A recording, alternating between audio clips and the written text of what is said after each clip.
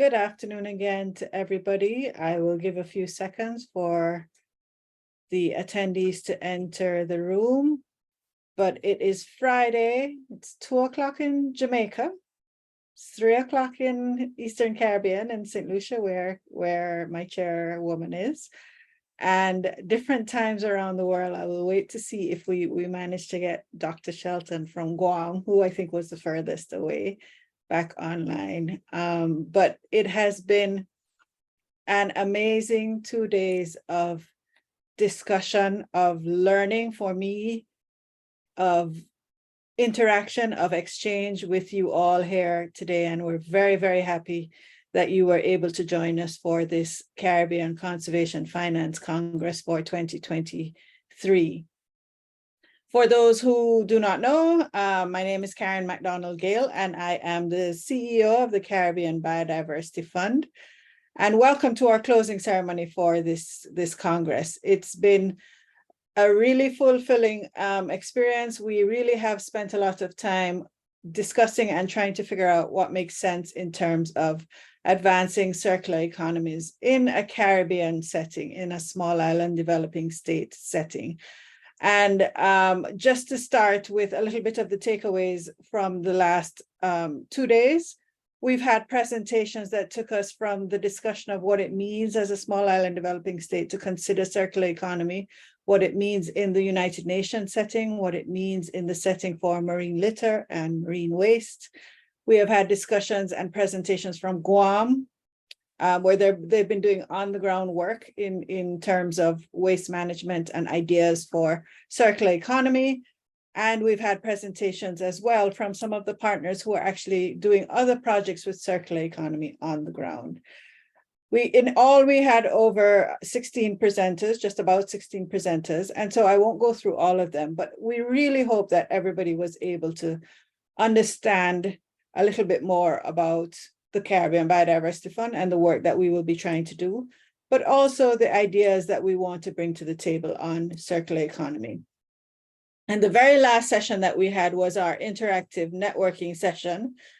For those who didn't join us, you missed out. We really spent time literally moving from table to table, virtually, but moving from table to table, asking questions about what circular economy means in terms of tourism, waste management, agriculture, and policy development in the Caribbean region. So I just wanted to give you a little bit of the highlights of those discussions, not too much because we had a roundup at the end of those discussions, but it really has created for us the foundation of where the Caribbean Biodiversity Fund and our new ACE facility will go.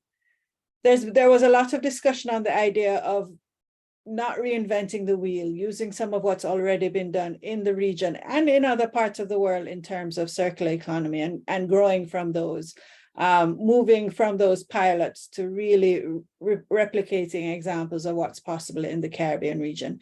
And we want to make sure that we are building on those. There was also discussions of the idea of innovation. Yes, plastic, for example, is a major problem and a great polluter in terms of what we're doing in the region. But there are other items to be considered, other factors to be considered. And I know in particular, the discussions in the agriculture group were very interesting in terms of what's possible and what's needed in terms of circular economy thinking and circularity thinking for the sectors that are working in agriculture. And of course, also in tourism, we had a really good presentation from Kyle Mace, who is with the Caribbean Hotel and Tourism Association, and the idea of sourcing locally, which heartens me so much that we want to promote what makes sense about using local products and local industries for the work that needs to be done in various sectors. And that did come across in our discussions today. There was also a lot of discussion of public awareness. What do people know and what don't they know? How do we move persons to the point of actually thinking about sorting of waste? Somebody noted that when they started sorting their waste, they then could say what they could work with and take out of the system and what needed to stay. So the idea of how we work on separating of waste became one of the major issues that was cross-cutting across the various themes. And of course, then in the specific sectors, the tourism sector had very nice ideas of how stewardship could be certified. This is something that's, of course, very useful. Mr. Mace mentioned how useful it is for the hotels to be able to demonstrate that they've done the work that they are considering in terms of circular economy, and then having certification that goes along with it. And we also talked a lot about what's possible with use of waste for agriculture. The agricultural sector has a range of products that they make, and there are the byproducts. And I purposely use that term as opposed to waste, because the idea that there are many byproducts that can be used came up over and over again, in particular banana husk, banana trees, coconuts, fish waste, which, as I said in the other group, was new to me, the idea that there is quite a bit of fish waste that is probably very useful in some settings. Moving to some of the areas that we think need some support, the ideas of what's there as that might slow us down as we think through this process. There was a lot of discussion about the involvement of policy, what policies need to be developed, the difference between policies versus legal instruments that need to be put in place, and how long that process may take in the Caribbean setting. And then also what can we do in the meantime? What can we start while we wait on these policies to develop? What can we start to demonstrate the value of these policies so that they move up the table and up the cabinets quicker than they may otherwise need to, or otherwise do? We know that some policies in the region do take some time. I think the other idea that came across was that this is a cross-cutting discussion, that the discussion of circularity can take place in any setting. It's not something to be siloed in the Caribbean setting, I mean, in the environmental sector or in the environmental setting, that it's wider than that, that somehow we have to make sure that it's a discussion that's happening at all levels, and that some of the opportunities may well come from some of the other small and medium enterprises that we are now working with. We had some really, really innovative entrepreneurs with us presenting in the program, particularly for me, the fact that to me the Carnival is Caribbean. Anybody else who wants to claim it, we'll give them some credit, but Carnival is Caribbean and occurs across the Caribbean. Something that talks about recycling Carnival costumes and Carnival in the Caribbean is just typical of how we should be thinking, and just demonstrates so perfectly the idea of what we're going for in terms of some of the ideas. So what makes it work in the context, and what do they need to carry on their programs from one country to the other? And I was also very heartened by the volunteers who were able to think about what's possible for moving forward in terms of the Caribbean context. And we also wanted to just quickly mention that this is the start of this process, that we will continue to build on some of the lessons we learned, some of the ideas that we received. The idea, just to quickly mention, of technology and the role that technology can play in waste exchange and in idea sharing came up many times as well. So we are very, very pleased that we are able to move through this process to this stage where we are now thinking about the new ACE facility. And you will soon be hearing more about the details of what will happen with the ACE facility. Our program manager starts with us in August. So in September, please make sure your ears are tuned to the screens on our social media page so that you see more about the work we will be doing to roll out the ACE facility in more detail. With that, I think my job very quickly is to switch a little bit to logistics and thanks. In particular, the team from Caribbean Biodiversity Fund, who did a lot of the work that you saw in front of you today. They organized the speakers and got people engaged. Renee Smith, I will make sure and mention, and Ashige Cowell were the leads in terms of the planning for the Caribbean Biodiversity Fund side of things. And then we had our amazing co-organizer from Island Innovation. And I am most pleased to be able to welcome and introduce James Elsmore, who is the CEO of Island Innovation. It's been many years of partnership, James, and this is yet another Congress that we can check off together. And we have been very happy to work with you, and I'm happy to give you the floor for a couple of minutes.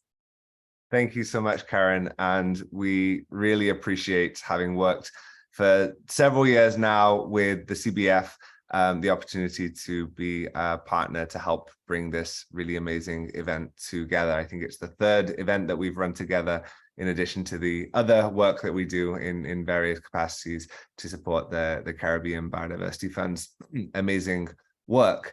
I think for me, what is really critical, and this conversation shows that, is that the Caribbean Biodiversity Fund really makes that bridge between people and conservation, which often is lacking from conservation organizations. And so this event really brings conservation closer to people, thinking about the whole picture. And I think that's absolutely critical on islands, whether they're in the Caribbean or any other part of the world. You can't think about conservation without thinking about tourism and transportation and circular economy, because all of these things are so closely intertwined.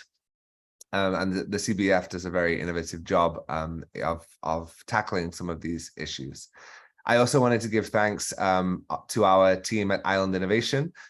We have a team spread around the world, about a third of which are in the Caribbean. So we have team members in Barbados, in Trinidad, in Isla Margarita, in many other parts of the region. And specifically to this project, to a big thank you to Abia, Christian, and Jerome for their support behind the scenes.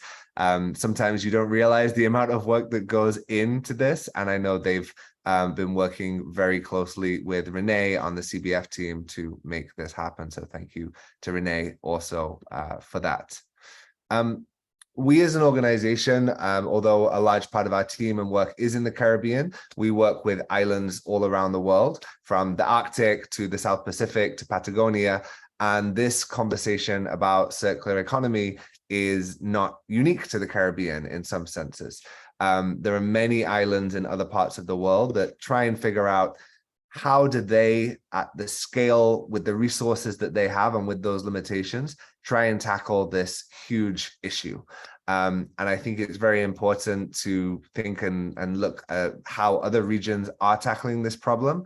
But I think there's a big potential for the Caribbean region to also demonstrate solutions and lead the way in a way that I think many other regions will hopefully be interested. So I hope this is just the start, and that the ACE facility will really allow the Caribbean to be a leader in this absolutely critical field, because, as I say, all islands around the world have this problem, and it's not one that's going away soon. So we need to really think about this circular economy from that big perspective. And with that, I'll give a cheeky shout out to our event, the Virtual Island Summit, coming up in September, that the CBF has also been very much involved with for the past few years. We are looking to include circular economy as part of that discussion as well. So I think a link should appear in the chat. If Abia or Christian, you could drop that in, but would invite anyone who enjoyed this event to also join us in September for the Virtual Island Summit, to really share some of the aspects that the Caribbean is leading on, and to learn from other regions. So thank you very much, Karen. Back to you. Thank you very much, James. And once again, yes, it's been a pleasure, and we know we'll do more work together soon. Now we're on to a very exciting part of our program today. I'm very, very pleased to announce, well, we announced some time ago that we would be having our first ever Beach Awards. And I am going to tell you a little bit about it, and then we will be showing a video and making the announcements. So the CBF Biodiversity Excellence Awards for Caribbean Heroes, or BEACH. We're very big on acronyms. You all know this already. It's just within the entire environmental sector. So the BEACH Awards is a prestigious recognition bestowed upon individuals and organizations who have made remarkable contributions to the mission and vision of programs that are relevant to the Caribbean Biodiversity Fund and our program areas. The award was first announced at the CBF's 10th annual meeting in recognition of our 10 years. That was held in 2022, September, and was named in honor of two distinguished founding board members of the CBF, Mrs. Eleanor Garraway Phillips and Dr. Jens Mackinson. The Beach Award aims to acknowledge and celebrate the unwavering commitment of outstanding achievements of individuals and organizations in relevant fields.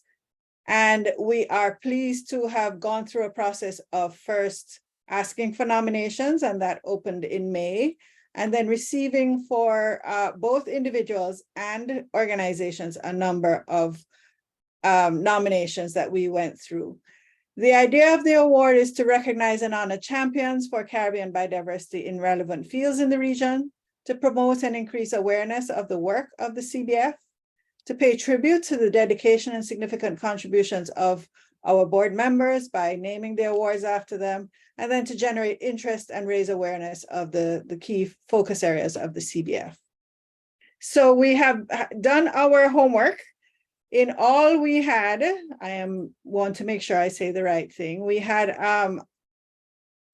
in the organizational field 4 nominees, and in the individual field we had 8 nominees. And I have to add, we actually had more than 8 nominees, but nominations, but a number of the nominations was for 1 nominee. With that, I am first going to showcase, we are going to showcase the intro for the Beach Awards. In addition to the text, we have an amazing production that was prepared fully by one of the CBF staff members, Mr. Hayden Bilingi. He is an amazing talent, and we will allow that intro to play, and then I will tell you more about the nomination process and the winners.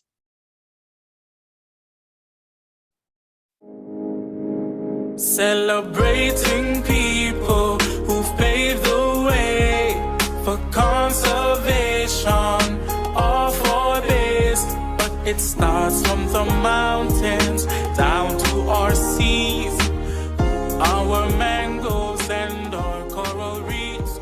We're protecting them. They are our friends, bringing people together for a common cause. CBF Beach Awards. CBF Biodiversity Excellence Award for Caribbean Heroes. All right, so that was written, produced, sung, and I think he had some help with the video production by Mr. Hayden Bilingi, who is with our ecosystem-based adaptation team, and we are very, very proud of the work that he has done. It's most amazing. He's actually off on sick leave, so I'm not sure if he's here, but please make sure to give him full acknowledgement when you see him next. We are very, very happy with the work that he did on that. And without further ado, what happens next is that we will announce the awardees today, and then you will hear lots more about how we will be recognizing them going forward. So let's have the drum roll, please.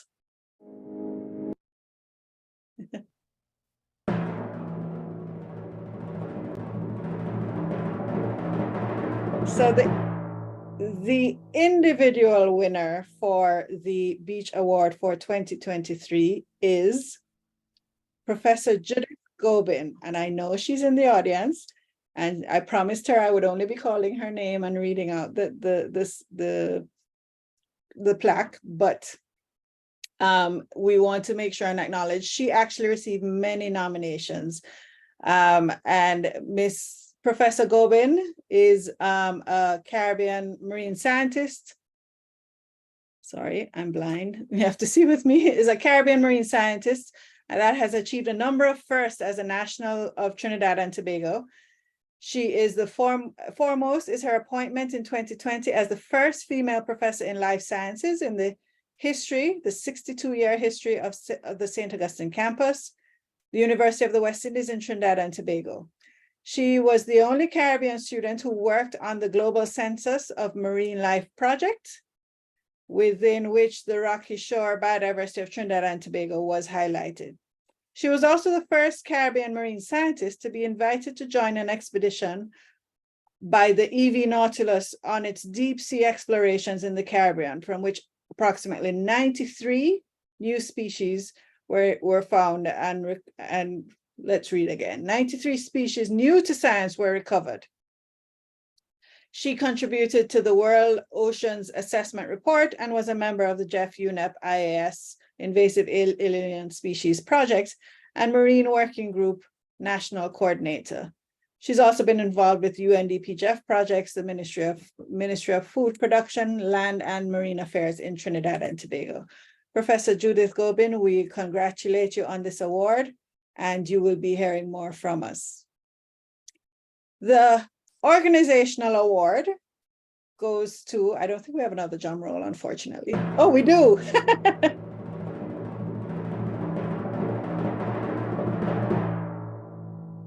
The award goes to Reef Check, Dominican Republic. So congratulations to them. And I know that Ruben Torres from Reef Check is in the audience as well. Since 2004, Reef Check has been established in the Dominican Republic under the direction of Dr. Ruben Torres and with the support of a board of directors. Together, they have filled a very important space in terms of conservation of the coastal marine resources of the Dominican Republic due to the rapid growth of the tourism industry. Tourism in this country depends on clean beaches, crystal clear waters, and healthy coral reefs, which produce the white sand for the beaches. They protect the coast from erosion and are a very important source of food and a great potential market for divers and bathers. In the Dominican Republic, the work that's been done basically has not been satisfactory, and everybody notes that while the average coral reefs in the coast have been of similar quality, there has been some degradation. The idea and the work of the Reef Check Dominican Republic has been that they have been monitoring, managing, and creating scorecards and report cards on what happens in terms of the reefs in the Dominican Republic. So it's been a useful discussion. They've been game changers in what's possible in the coral reefs in the Dominican Republic. So with that, I am pleased to also congratulate Reef Check Dominican Republic on their work in the region and the impact they have made. They've been around since 2004. We know as NGOs in the region, that's not an easy task, and we congratulate them, and we look forward to doing more work with them in the future. Congratulations to Dr. Torres and the team, and I know he is also in the audience. With that, I thank you once again for being with us, and I am very, very happy to hand over to Mrs. Carolyn Trubetskoy, the chairperson of the Caribbean Biodiversity Fund, to do the official closing.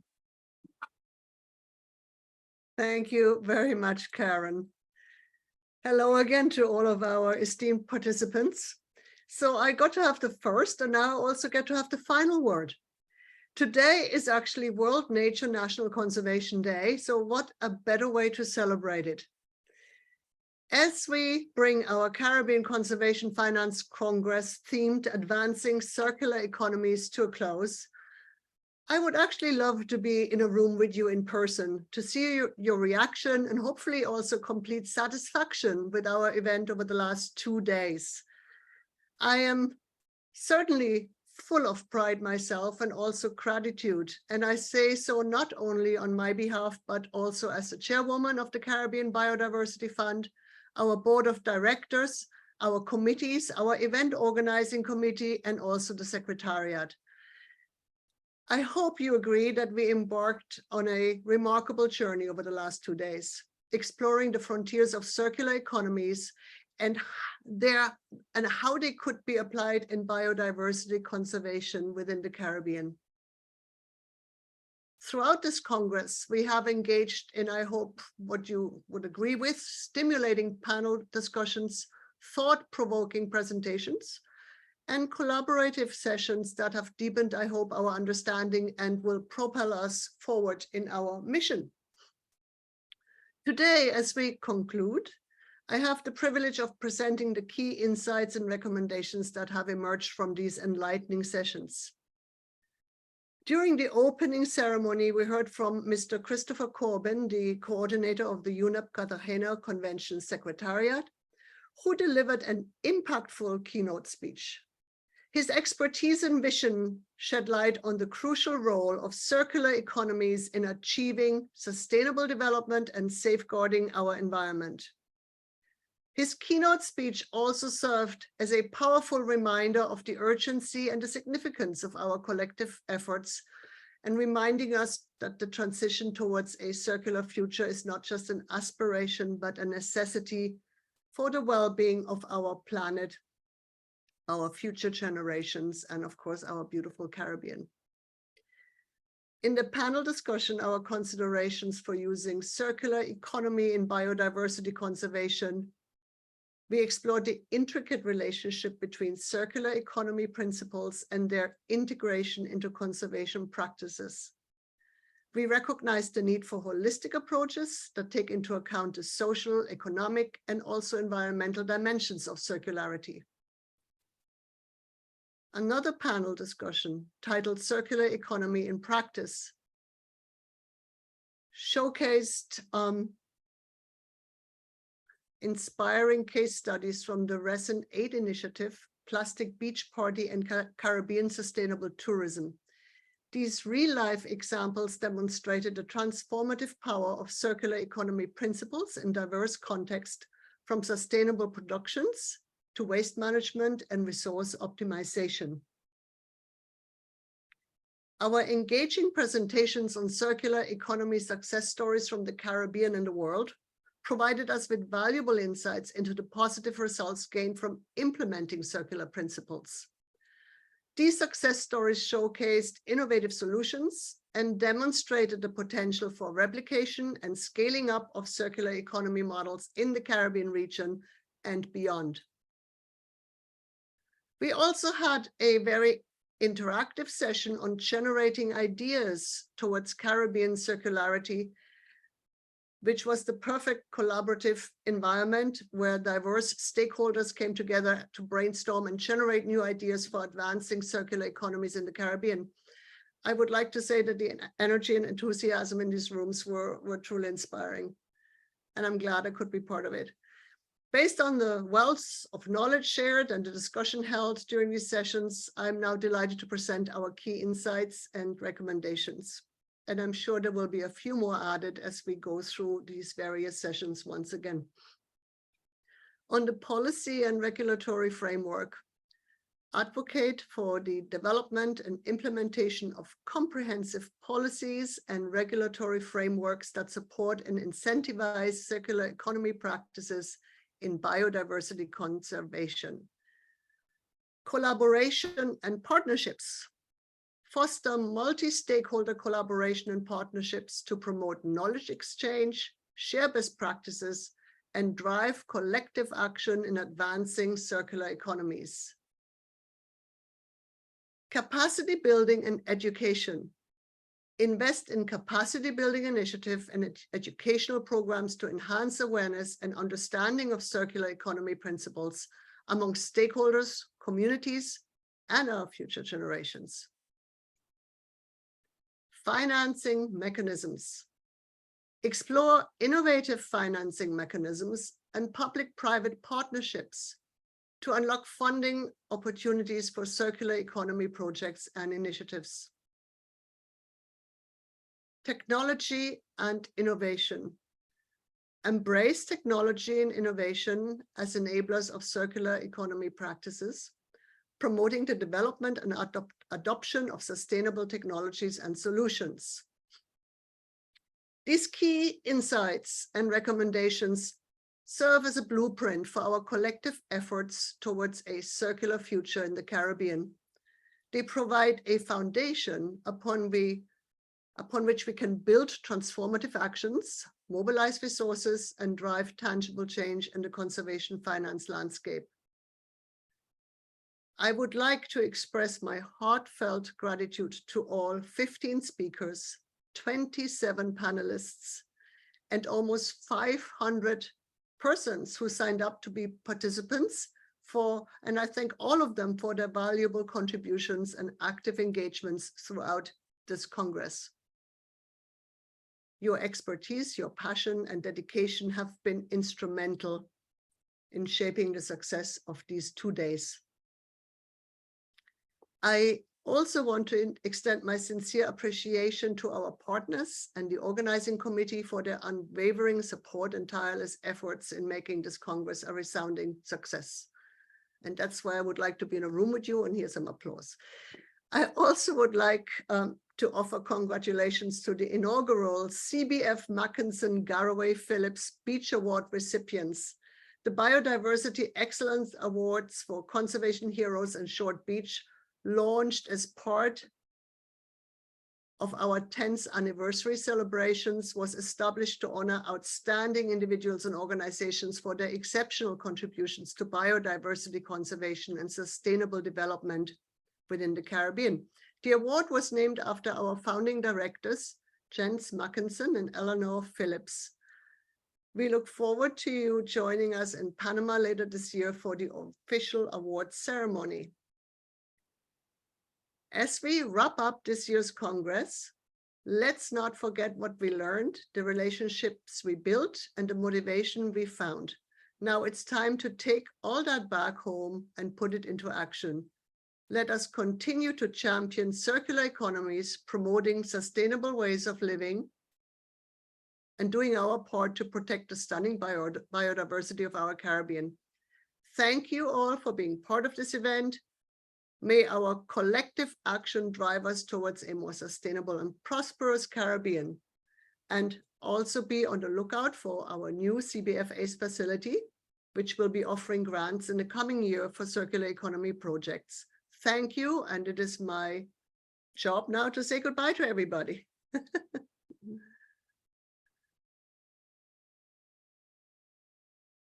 Thank you all, and thank you all again for the kind words in the chat. Congratulations to our beach awardees. And with that, we sign off on our second Caribbean Conservation Finance Congress. Thank you all.